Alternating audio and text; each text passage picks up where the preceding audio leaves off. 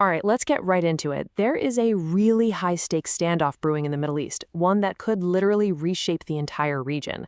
We're getting reports about a coordinated U.S.-Israel plan aimed squarely at Iran. And get this, it all starts with a ticking clock. And when I say ticking clock, I mean it. The situation is escalating, and it's happening fast. Reports are telling us the White House has just dropped a stark 48-hour ultimatum on Iran. Yep, just 48 hours. That clock is officially ticking, setting this incredibly tense deadline for whatever comes next. So what does come next? It's starting to look alarmingly clear. The US and Israel have apparently finalized their list of targets for a potential joint strike.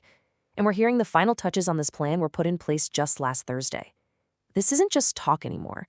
It signals a major shift to a concrete plan of action. And you have to understand, this is a huge strategic shift.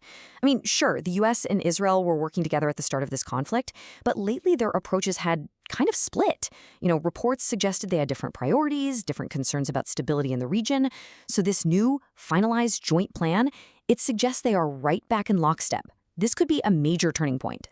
Okay, so if a plan is finalized, that leads us to the most critical question of all, right? If a strike actually happens, what's in the crosshairs? What exactly gets hit?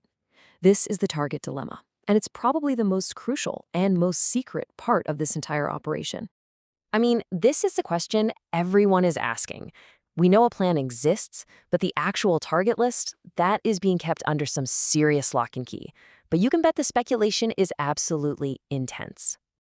And from what analysts are saying, the choice really boils down to two main options. Option one, stick to the traditional playbook. Hit military sites, command centers, missile launch sites, that kind of thing. But option two, well, that's way more controversial. That would be hitting infrastructure that impacts civilians, like Iran's oil depots. And see, that's exactly why this choice is such a big deal. Because just a few weeks back, Israel reportedly did strike oil depots inside Iran, and it did impact the civilian population. And the reports at the time, they said the U.S. was not happy about those strikes at all. So you have to wonder, what changed? What happened to get them on the same page now? This is where things get really dangerous. Because this new agreement, it isn't just a simple tactical shift. It feels like it's blurring the red lines of this conflict. And that raises the risk of a massive, maybe even uncontrollable escalation. So it's the question we just have to ask, isn't it? Have those red lines, those unwritten rules about not hitting targets that cause massive civilian harm, have they just been totally erased? The fact that they might now agree on these kinds of targets that were contentious before, really suggests we could be heading into a whole new and much more dangerous phase of this. And believe me, the stakes could not be higher.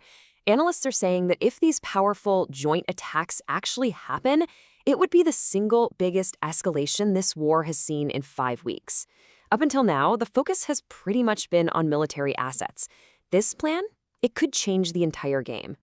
And if you want to understand just how serious this is, just listen to the rhetoric coming from the very top.